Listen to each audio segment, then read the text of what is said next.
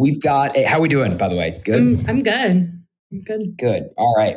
So we've got a fun topic, I think. We've been busy. You've been busy probably more than any of us on some acquisitions with some of our clients lately. We've been talking about this a lot in the office. And so we thought it would be helpful to reflect on some lessons that our clients wish they would have known going into some of these transactions. And so we've got a list of 4 that I think would be helpful for folks to review. Sound good? Sounds good. Let's get into it. All right, cool. I'll start. First one is legal and personnel are probably the top 2 ways that deals ultimately get killed. Now, I will say none of our clients had their deals struck down or canceled or whatever because of legal or personnel issues, but I've seen this happen countless times. And so, clearly, like the first thing you think about when you're preparing for acquisition is the financials, right? Making sure you have a forecast and a model that makes some sense. You've got a clean set of financials. We of course preach that a lot. And that's very key. But some things that our clients don't think about or often overlook is some of the legal and the personnel related docs, right? So making certain that you've got non-compete, non-solicit, IP assignment agreements with all of your employees. If you've issued equity, making certain that the equity was done properly, that you got 409A valuations done for stock options, for instance. Client contracts, making certain that to the extent possible, you don't have these really onerous exclusivity arrangements or most favored nation clauses or things that you, quite frankly, when you're a smaller agency and you've got a big blue chip client who wants to push their statement of work on you, you might not think about in the moment to say, oh my gosh, they want to pay us money and all I have to do is sign on this line. Perfect. Let's do it. I can tell you from experience, spending hours and hours on diligence calls, trying to unwind some of the decisions that I've personally made in that seat. These are really important. And so if you're an agency that's thinking maybe you might eventually sell, and by the way, that's likely everybody. I mean, whether it's retirement or just early liquidity, being prepared is a smart idea. This stuff matters, right? So the advice I would have is make certain that you have somebody, whether it's internal or external, that's buttoning up the HR docs, as well as have a lawyer that is looking at your MSAs or statement of works and has created a doc that you can use on your paper and at least has coached you on the things to look for when, a big brand wants to push those on yours. Because that stuff matters and you will spend the majority of your time in diligence on that stuff and not some of these other things. So that's my number 1.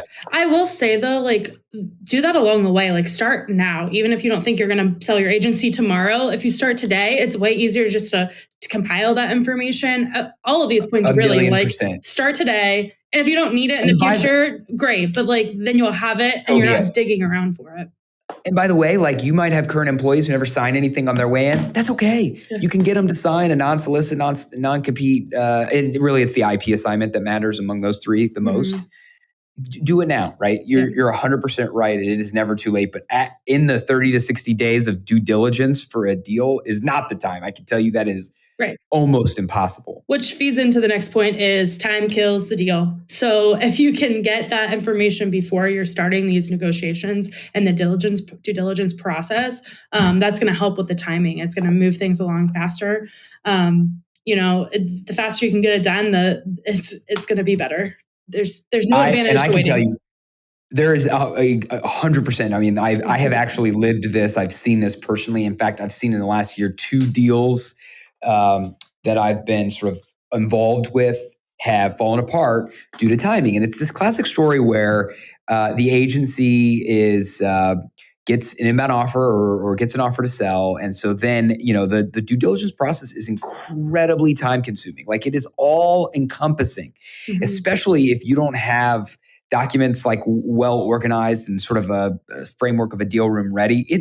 It is a full-time job. And so often one or more of the partners will take their focus off the core agency and devote their full time to getting ready for the deal and to moving through the process. Well, when that happens, what happens? The pipeline dries up, right? Sales start to slow down because in a lot of cases, one or more of the partners are a significant component of revenue generation.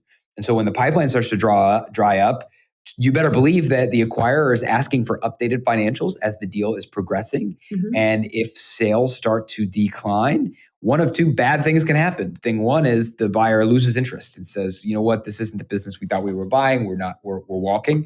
The other is, hey, we still want to do this, but the fundamentals have changed. The price, the multiple has changed, right? And so Mhm. again, obviously having sort of a repeatable revenue generation, the business is not entirely reliant on you. That's a core framework, core principle of Yep. like being ready for a deal. Yep. But be ready. Like I can tell you the last deal I specifically did, we broke a land speed record. We got through diligence in like 31 days. And the only way is because we were ready. We got an LOI. We handed over a deal room that was like 85% complete the next day. And that is what you want to do. Did you guys have, to do it in 31 days, had already been through like some of that due diligence work? Like, no, we hadn't. No, we all had hands not. on This was deck? our first. Yeah, so we worked with a bank, which I recommend, quite frankly. We can talk about that more in a later episode, but we worked with a bank. We said, look, we want to be ready like day one. So provide us a couple diligence lists you've had in prior deals. Yeah. We were actually fortunate that our bank had worked with this buyer in the past. So we were, 95% of the diligence list they had seen before. So we put a room together, and it took us at least a month. In some cases, maybe a little bit more. Took us at least a month to get it ready. But again, then we were there, and at that point, we were just dealing with questions, follow-ups, stuff like that. And it was still a full-time job for some of us, but it helped us move a lot faster.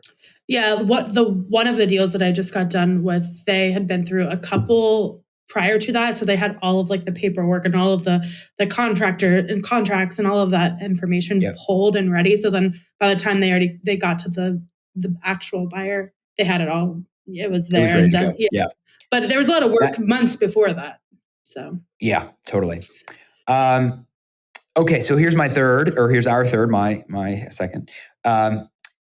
Terms matter and everything is negotiable, right? So this is even almost a cliche in the M&A world, but I think certainly founders who are going through a deal for the first time, they're overly fixated on the headline number, the price.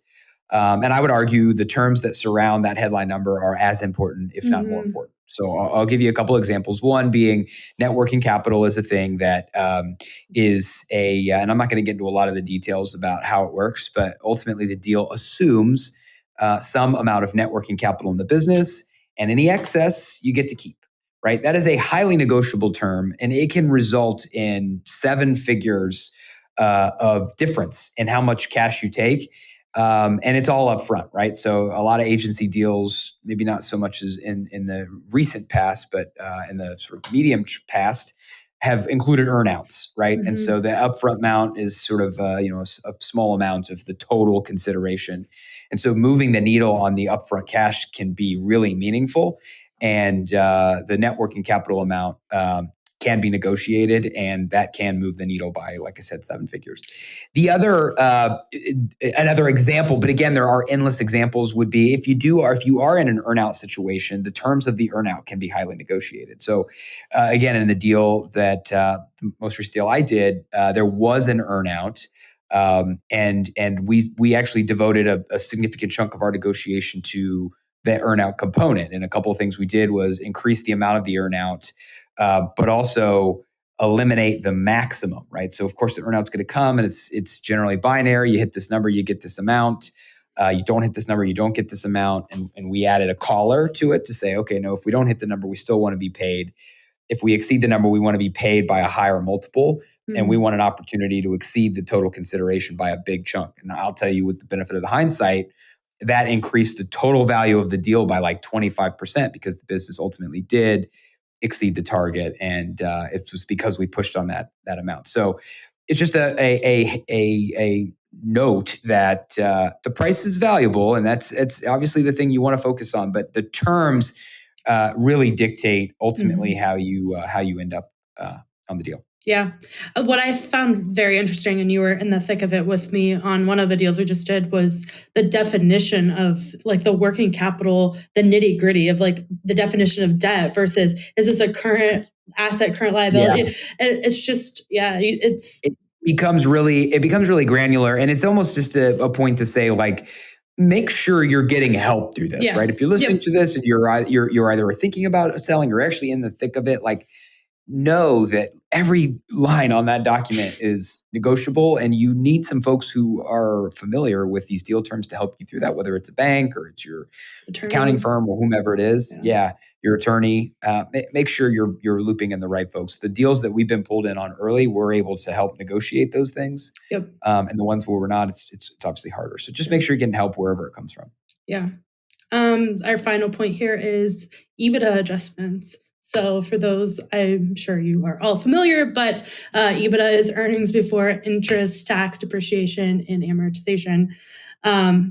And so the importance of this is a lot of the banks, when you're going to get financing on the buyer side of it, your banks are looking at the company's financial statements and to have strong reasons. So like one example is, hey, we had an attorney fee, and this month of this year, that was, not, it was for one particular project. It was a large fee. We're going to call that an EBITDA adjustment. So really our net income should have been higher than what it was. We're going to adjust down or adjust back up the net income. So we would have done better if we didn't incur that one-time expense. Go ahead. Yeah. And I was just going to, not to cut you off, but I was just going to say, I mean, this is all storytelling, right? I mean, ultimately the way that like the price is negotiable. And so generally it starts with like, we're going to pay an EBITDA multiple, right? So we're going to pay 6 times, 7 times, 10 times EBITDA. And that's how we get to some price. And as the seller, as the agency owner, what you want to do is say, actually, my financials say EBITDA is $1 million, but there's all kinds of one-time costs, owner distributions, things that if you were to have owned this business, you wouldn't have incurred. So really, my EBITDA wasn't $1 million, it was $2 million. So if you're going to pay 6 times EBITDA, it's not a $6 million price, it's a $12 million price, right? And so that's the game. And I think in your case, correct me if I'm wrong, Meredith, your client or our client, with our help, of course, we were really diligent about preparing these EBITDA adjustments a year or so like prior to the sale. So like we were very diligent at going through and saying, hey, let's make sure we're sort of like flagging some things that are non-recurring or we think we could pull out to help build the adjusted EBITDA story to move the price north. And that was really effective. Yeah, you're right. It was more on the client than it was on us because they're the ones in the day-to-day operations knowing, like, I can look at a budget to actual and say, here's what we planned for, here's what we actually did, this large variance, what's going on. And maybe I'll catch some of them. But they were very in the weeds of knowing, like, this is a one-time expense, let's pull it out. And they were doing that. Like we had 3 years worth of that data when they were going to get financing. So it's important, but you have to be, as an agency owner, knowing or in operations, like knowing what's going on and being a part of those conversations too. That's right. Well, look, I mean, I think the through line for all this stuff is preparation, right? Like if you've thought about, if you're thinking about selling your agency for the first time, when you have an LOI in hand, it is too late, right? It is really hard to do some of the really important things to make this thing go smoothly and to maximize your exit value. So again, I'll just continue to say, whether you're trying to sell it or not, start getting prepared now. Yeah. So I actually just kind of timely, I was just talking to a client and they're like, yeah, so like talk to us about selling our agency. Like what should we be doing if it's a 5-year plan from now? And the EBITDA adjustments was one thing I said, but what are your other thoughts on, like, if I'm looking 5 years in the future, what else should I be doing today?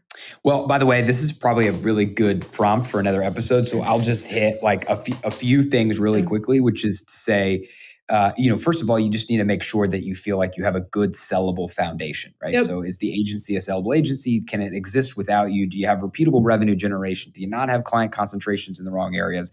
Are you specific enough in some of your focus? Is your offering one that has some headwinds or tailwinds, right? So just like, again, the whole package of what is a sellable agency, that's kind of table stakes. And then once you feel like you've got the table stakes nailed down, then it's this stuff that we talked about, right? It's making sure that you're looking to the future, you're operating the present with the future in mind. And again, what I would do, and I do this with every business I touch now, is like I would start a deal room right now. I would start moving and I would create, here's my personnel documents, here's my legal documents, here's my financials. And every time a new person gets hired, you throw it in that folder. Every time you close a month and you have financial statements, throw it in that folder. And just that create that hygiene, and then you're ready. And then the final thing I'll say is, if you are really genuinely interested in selling, that's a part of your 5-year plan, then I'd start to be mindful about who is out there, who's going to buy you. Like, who is it? Is it another agency holding company? Is it a smaller agency that looks more like a merger? Is it a technology company that wants to bolt on service? Is it a technology partner? Who is it? Who is in your space? And then I would start to explore like business development to corporate development. That's sort of the classic way that businesses are sold. And so business development being, how can we collaborate with this potential future acquirer in a partnership? How do we kick the tires on one another so we see what each of us can bring to market, what we like to work with, those sorts of things. And us generally healthy partnerships often result in productive M&A conversations. So I would absolutely start down that path. Go from there. Awesome. Cool. Okay, this was good. Yeah. If you like what you heard, subscribe to the YouTube channel below, and you can obviously reach out to us for more info, upsourcedaccounting.com. Follow us on Instagram. blog.upsourcedaccounting.com. Yeah, you find us on Instagram. We're all over the place. Cool. All right.